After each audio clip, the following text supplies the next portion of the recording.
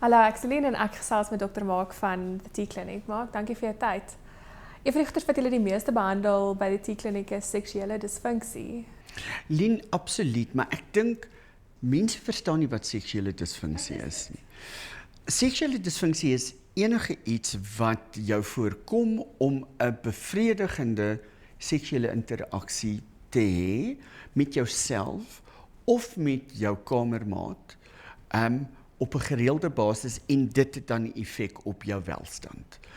Of dit fisies of geestelik is. Dit antwoord Mans, meer as een keer. ja. Ek dink meeste mans dink dis erektiele disfunksie. En baie min vrouens verstaan dat hulle ook seksuele disfunksie het. So kom ons kyk vinnig na die verskillende tipes seksuele disfunksie. Ons het 4 groot groepe.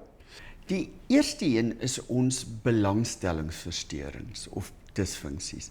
Hier stel ons nie eenvoudig nie belang in seks nie. Ons raak nie opgewonde nie, ons raak nie aangetrokke nie. En dis vir my een van die groot probleme. Daar is verskillende goed wat dit kan veroorsaak.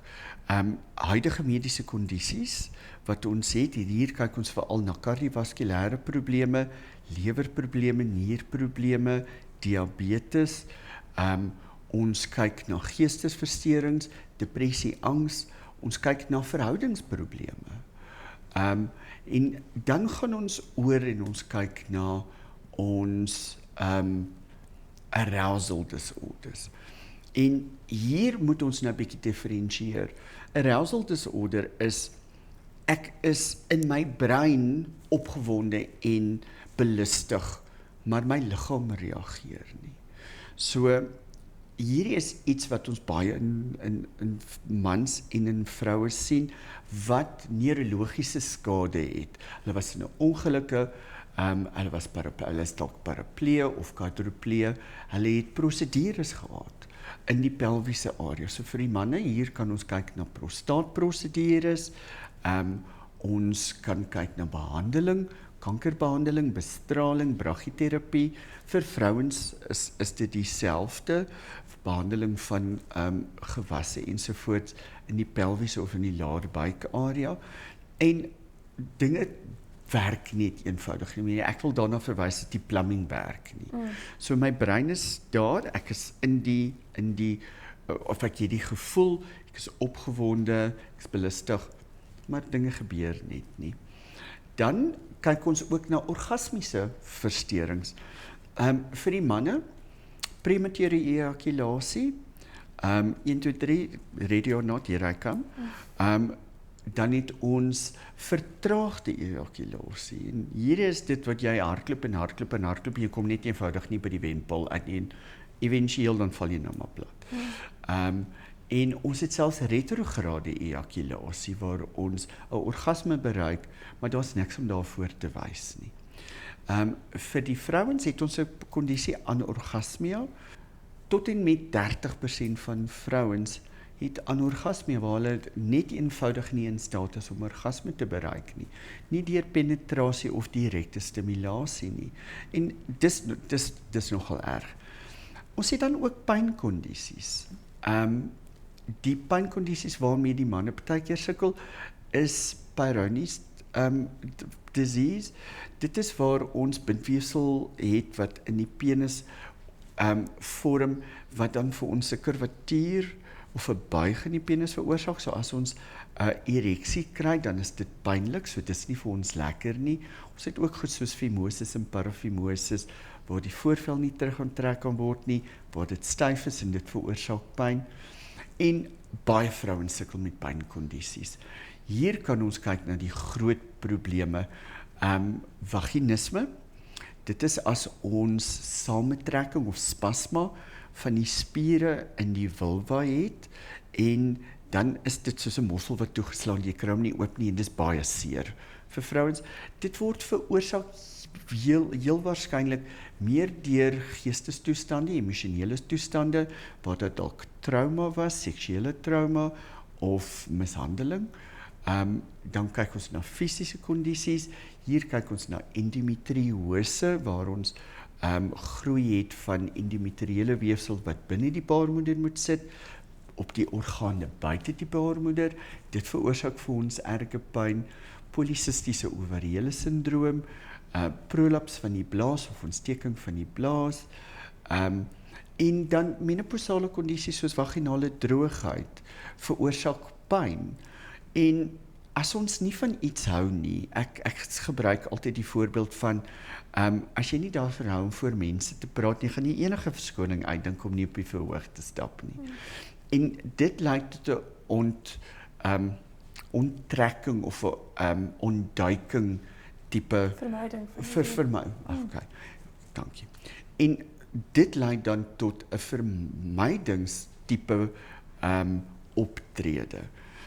Wat ons nie besef nie, is dat seksuele disfunksie in een maat, gewoonlik seksuele disfunksie in die ander maat, veroorsaak.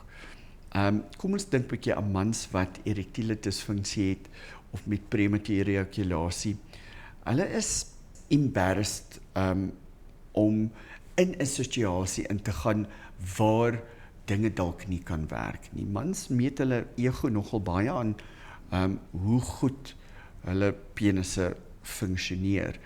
En as dit nie gebeur nie, hulle begin onttrek, hulle begin dalk bietjie later werk, of hulle is moeg, ensovoorts, dan lei dit tot 'n vorm van, maar is daar iets fout met my? Is hy besig om seks te hê met iemand anders? So dit veroorsaak daai doubt, self-doubt, en dan suspisie, en dan resentment, en dan breek die verhouding op 'n seksuele vlak. Met vrouens is dit dieselfde, hulle begin nie meer initieer nie, ensovoorts. Dis baie meer kompleks as net, ek kry nie 'n ereksie nie, of ek kry nie 'n orgasme nie. En om dit effektief te behandel, moet 'n mens dit as 'n mediese probleem sien, en ons moet 'n diagnose maak van die onderliggende toestand. Wat kan mens doen hieraan maak? Lien, om dit effektief te behandel, moet ons die diagnose maak. Ons moet gaan kyk, is daar 'n onderliggende mediese toestand wat dit veroorsaak, soos hipertensie, diabetes, dalk kanker. Die behandeling wat ons vir hierdie kondisies gebruik, ons antihipertensiewe medikasies, veral ons diuretikums, kan erektiele disfunksie veroorsaak. As ons na psigiese toestande kyk, depressie en angs, die medikasie wat ons daarvoor gebruik, onderdruk gewoonlik ons libido en belangstelling, en dan kan ons nou gaan kyk, moet ons die medikasie verander, kan ons net 'n dosisverandering maak? As daar fisiese kondisies is, hoe gaan ons die fisiese kondisies aanspreek? Het ons intervensie nodig daarvoor of nie? Ons kan ons pynversteurings baie effektief behandel, ons kan ons orgasmiese versteurings behandel, en dan moet ons kyk, waar trek ons in ons lewensfase? Is ons menopausale, is ons besig om deur andropause te gaan vir die manne? Is dit dalk 'n verhoudingsprobleem wat 'n mens kan aanspreek deur 'n seksuoloog of 'n huweliksberader te gaan sien? So, daar's baie wat ons hier omtrent kan doen. En 'n opinie mens kan iets daaraan doen. Baie, absoluut. Meeste seksuele disfunksie is omkeerbaar solank ons die regte diagnose maak. Vir my is dit deurslaggewend om te besef dat kommunikasie is die sleutel tot sukses wanneer dit hierby kom. Ons kan kommunikeer met ons maat dat ek het 'n probleem, dinge funksioneer nie meer so lekker nie. Kan ons dit asseblief saam gaan aanspreek, in steede van dit om te probeer wegsteek.